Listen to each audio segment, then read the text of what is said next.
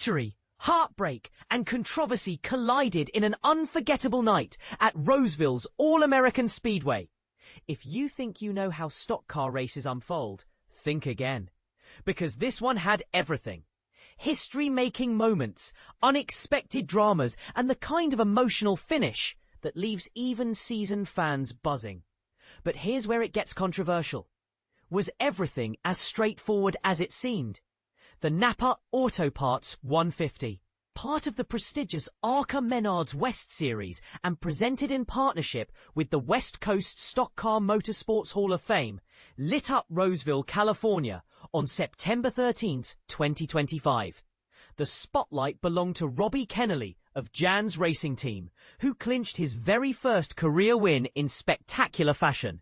Not only did he start from the pole position, but he led every single lap, something rarely seen even among the sport's greats.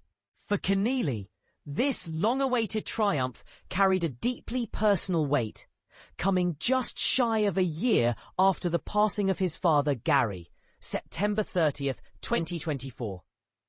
The roar of the crowd as he crossed the finish line underscored how much this win meant, not just to Robbie, but to his entire team and family.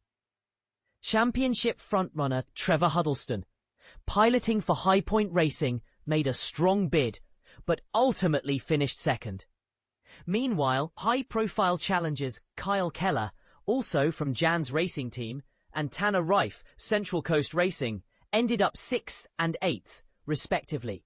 A tough break that saw both slipping a bit in the ongoing championship chase. Curious about what's next? Mark your calendars. The challenge heats up again with the Madera 150 at Madera Speedway in just a couple of weeks. But before talk turns to that, let's break down the mayhem, missteps, and masterful moments from Roseville. Friday's optional practice saw Eric Johnson Jr., Jerry Pitts Racing set the initial pace, but Saturday brought a shake-up as Jake Bowman from Bill McAnally Racing took charge as the fastest in final practice. Another intriguing subplot? The number 9 car had a new pilot, RJ Smotherman, filling in for Joey Kennealy, made his West Series return, the first since Las Vegas 2023, and impressively managed a 9th place practice run. Joey Iyest was unexpectedly behind the wheel of the number 88, rather than his usual number 54 for NAPA Motorsports, showcasing a bit of behind-the-scenes team maneuvering that often gets overlooked. When qualifying rolled around, it was Robbie Kennealy who rose to the top, posting the fastest time and clinching his first career pole by a razor-thin 0.067 seconds over Tanner Reif. The field was fierce. Eric Nascimento Jr. and Huddleston locked out the second row, while Bowman, so quick in practice, slipped down to a disappointing 8th, his lowest all season. Bringing up the rear was Jonathan Rayome of Strike Mamba Racing, starting 14th. Then everything kicked off, literally with a jolt. Reif, jumping the gun at the green flag, stormed past Kennealy on the outside. Did he outsmart the field, or just get too aggressive? Officials decided it was the latter, black flagging him for a jumped start. Reif kept the lead briefly, but served a stop and go by lap 8, dropping a full lap behind in the process. Controversial? Absolutely, especially for Reif's hard-charging fans. And this is the part most people miss. Race control's quick decisions can reshape entire seasons in seconds. With the front row clearing, Kennealy resumed the lead, shadowed by Huddleston. Bowman, meanwhile, went on a tear, vaulting to 4th within 10 laps, only to get caught up in a heated battle with Johnson Jr., Andrew Chapman, Iyest, Keller, Smotherman, and Nascimento.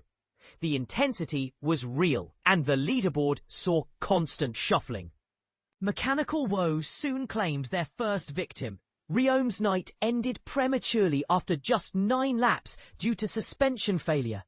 Meanwhile, Bowman found himself on a roller coaster, losing ground and dropping back to his original starting slot around lap 50. By lap 20, the top 5 crystallized. Kennealy, Huddleston, Nascimento Jr., Keller and Johnson Jr. Todd Souza dealt with contact against the front stretch wall, relegating him outside the top 10. Reif and Souza would both face more trouble. An unsettling reminder that even seasoned drivers can fall prey to mechanical gremlins and misfortune.